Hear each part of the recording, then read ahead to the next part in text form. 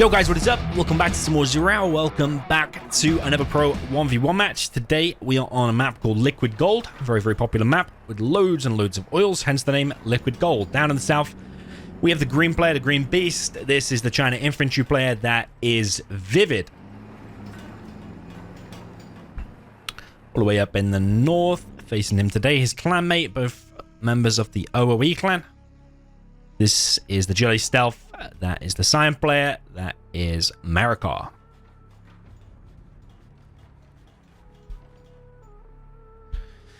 So, yeah, Infantry against Stealth. I love this matchup. I also love Stealth against Tank. Very, very entertaining, and I think balanced matchups. Balanced-ish. You probably would prefer the Stealth overall here, I think. But there's no reason why Infantry cannot win. Truck Rush from ViViD does miss the worker, so that Truck Rush hasn't really worked out nicely at all. We've got a bunker at the front for ViViD, and then into a war factory. It looks like he wants to send a dozer down here, but there is a worker here. Certain players will do this positioning of the worker straight down the middle of the map, straight to this kind of area. Usually in a bit of a dark spot, because the south player typically will focus here. Unless, of course, he's USA, he'll see this easily, but ViViD has seen it anyway. But yeah, Big Size likes to do that as well. Just a little pro tip for you there if you're ever playing against Big Size. You will like to send a worker there as well, right in your face. Technical comes through for Marakar. Runs straight into a bunch of infantry there and goes down. Did take out 2 tank hunters. Marakar behind this grabs himself just 1 oil.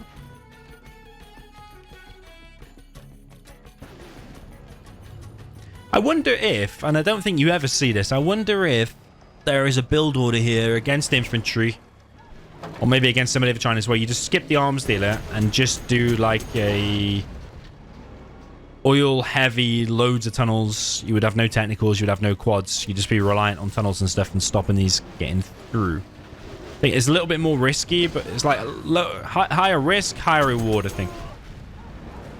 Because then if you did get like 4 oils straight from the beginning, massive eco boom, then you'd be at a huge advantage. I do question some of these technicals here from Marakar. He's just run straight into a flamer. Did kill the flamer, but he also lost his technical for it.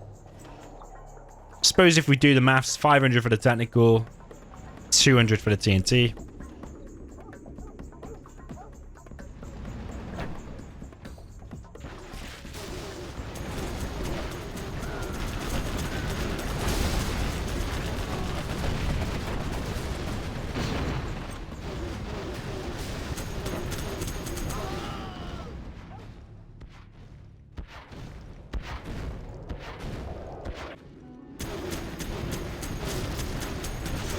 These 2 outposts are causing Marakar some issues.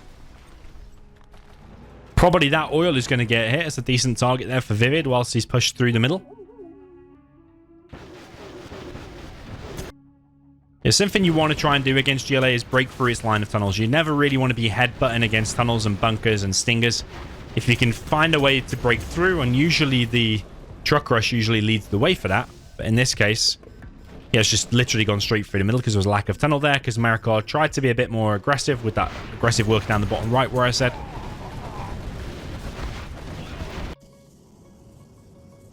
Yeah, ViViD playing solid, he is.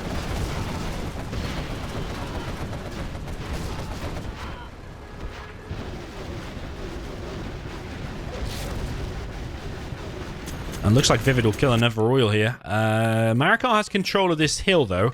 And he's collecting on the right. So that kind of balances out what he's lost so far, being that oil, and that one. It kind of evens it out a bit. But he's also not collecting there, whereas ViViD is. Sneaky tunnel here from Marakar. It's going to get detected actually by the Lotus. ViViD heading over there now. Marakar just brute force killing an oil there in the middle. Another oil being captured by Marakar. Prop is in play. Oil's going to be captured now by ViViD. ViViD doesn't have any oils yet, actually. It's a bit harder for infantry to do a big oil boom in the beginning because the minigunners are slower to build. They cost 350 for one, as opposed to like China Vanilla. You get 2 Red Guard for $300 and they build pretty fast. So it does take infantry a bit longer. So I think that's why ViViD so far has prioritized with the supplies and aggression and now getting the oils. Yeah, both players still in a strong position. One thing ViViD is good at as well is the Sim City builds. Like if you have the dozer in the back there, Tech RPG probably can't come in and hit it. I know it's out and revealed itself now, but Marakar doesn't seem to be going for the dozer anyway.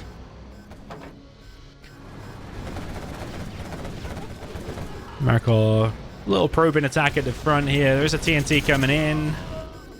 There's a bike coming in from Marakar as well. It's a stealth bike. ViViD will hear it and maybe will think that is a Jarman on a bike. It's actually just a rebel on a bike. He's chilling here. There's a minigunner there, but it doesn't have the capture upgrade. And the Lotus has captured this and just stood idle. Lotus should be heading down to the bottom right now.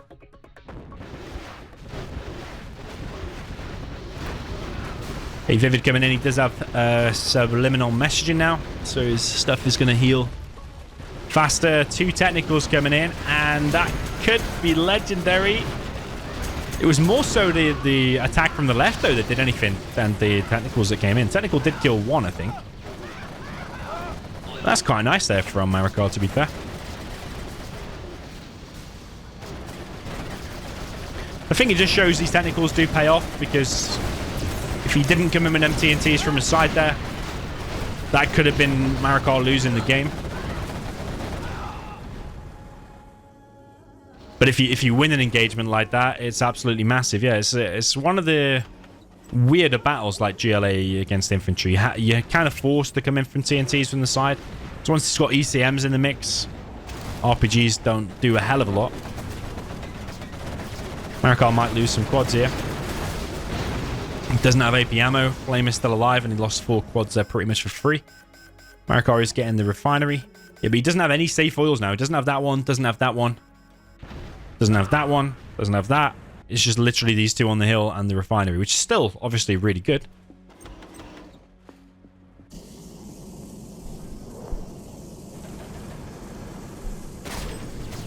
It's a beautiful design, liquid gold, I think. I just love the way there's like different levels. There's like 3 different levels there without it being like too crazy and extreme. And you can kind of hold that part of the map, and even if you've lost this part, you gain that part. It's yeah, I like it. Liquid gold's good.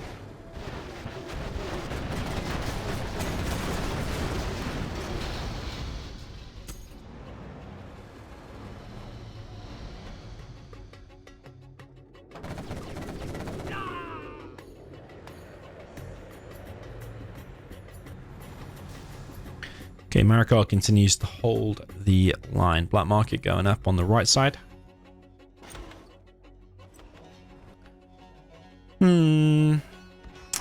Suppose it is one of the most protected areas on the map. Is not likely to get captured, I don't think. Here comes the carpet, though.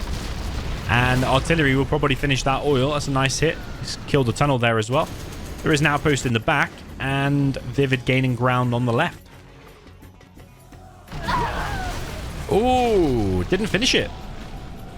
It's because that carpet was a little bit off then. I thought that was a level 2 artillery, and then he would have definitely killed the oil. But the carpet needed to be more dead center on that, because it was kind of like going for the tunnel there as well, I think. So yeah, a bit of a blunder there from ViViD, I would say. ViViD does have minigunners in some of these, so it kills the TNT. Flamer gets picked off, but it took an ECM with it as well. Marakar now dealing with this in the back of his base. ViViD continues to press. MiG's now coming in, although that's a bit of a mistake there from ViViD. Just flies over and dies, and he's doing a bit of a Fargo flame wall here on his own outpost, but it doesn't matter. ViViD is so strong, he just doesn't care. He's just going through anyway. Palace doesn't look loaded. Pop here from Marakar. I think Marakar's dead. Can't really see a way he's going to hold that, because now his production's going to get camped. Yeah, that's been nice from ViViD, to be fair. He's killing the Palace now as well. Even though Jean Michael's still out. These are just so fully loaded. If we look on his view, ViViD's view, not completely full, but they're pretty full, and the whole of Marakar's base is on fire. And ViViD is also expanding. Angry mobs coming in though. They will cause some problems, but there's quite a lot of flamers out there. With that part of the base getting taken out, I just don't know if Marakar's going to be able to recover from that. And he's rebuilding his base here, but that's going to be the next thing that ViViD attacks. I don't know if rebuilding your arms dealer there is a safer option. ViViD has got like 12k in the bank. ViViD just truly is a beast. He really is.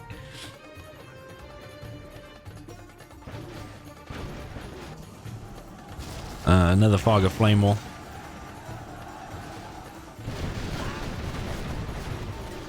Yeah, a lot of TNTs on the way here, but there's a Flamer, there's minigunners. I don't know if that'll reach. Yeah, none of it is reaching. ViViD's just got such a nice mix of units in there. He's got as many tank hunters as he needs. He probably could do with even a few more. But it's enough to wreck bases super, super quick. And then he's also got the minigunners in there as well to shut down the TNTs when they get too close. He's got like the best part of 10k. Marakar's on that 2.5k. I think a lot of this game stems from the beginning when Marakar focused on getting his worker there and didn't close off the middle. Remember them two outposts that came straight down the middle? Because they did a lot of damage. They killed that safe oil and they killed the top right oil and kept Marakar busy for so long. Whereas if it had sealed off the middle from the beginning, it might have turned out differently. But now Marakar's base is on fire. And yeah, this place is getting hit before that's even able to really produce much at all. If it produced even anything, I didn't see. Yeah, I think if Marakar's going to continue, he should have built that arms dealer there instead, like he is doing now. But I think ViViD's too big and too strong now. Like, can Marakar do anything? He's probably going to be able to hold out a few more minutes, but probably not going to be able to win the game. If he was level 5 and did a decent sneak in at Anthrax, but we're 12 minutes in, he's going to need another 12 minutes at least to get level 5, because he's only halfway to level 5 now.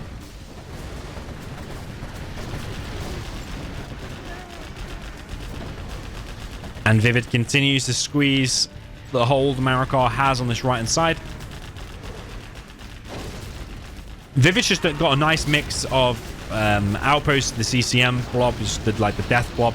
But then the flamers are just coming in and clearing everything up as well and flushing out the buildings, taking out the TNTs, angry mobs, all that kind of stuff. This is all still on fire. Marakar, it's just getting pounded at this point. But yeah, I think it's a lost cause from this point. Carpet bomb coming in, EMP as well. Oh no, mines as well. Not the best mines, but I don't think it matters at this stage. Just click everything on Marakar's base and just get him out of there, I think is ViViD's plan.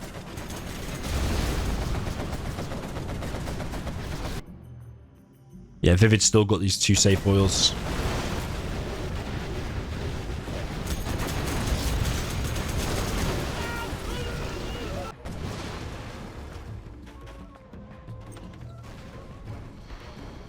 Mix coming in, taking out the war factory and the tunnel. And yeah, Marakar is just fighting to the bitter end, probably just to make it into a more exciting replay, but it is definitely over. Marakar knows it. GG. Well played. And yeah, take note of ViViD's build, because a lot of people would probably go into this and try going for oils, or maybe try go free supplies, or try to go for anything anything other than what ViViD did. I mean, some people may do what ViViD did, it was just go for 2 supplies, front barracks, try and occupy them buildings, and then he went for a war factory behind it. I think he went like outpost first, build up a little bit, and then he expanded to that 3rd supply. But I do think that first worker from Marakar, the one that went aggressive down in the bottom right, if that went into maybe a more sneaky or better position, maybe if it went straight down to the bottom right oil, for example, I think that could have got up and he could have got that oil for himself. That could have changed things and would also have provided a little bit of a thorn in ViViD's side, I think. But yeah, there's probably a few other things Marakar needed to do there rather than just that one thing, because just look at the amount of units destroyed there for ViViD. He's just too big, too green, and too strong. So yeah, GG, well played to both players, and I will see you in the next one. If you'd like to support the channel whilst also protecting yourself online, consider getting NordVPN using my link in the description. It will hide your IP when playing Zero Out online, either through Avora or Game Ranger, and you won't lose any internet speed. So use my link in the description for a massive discount and a 30-day money-back guarantee.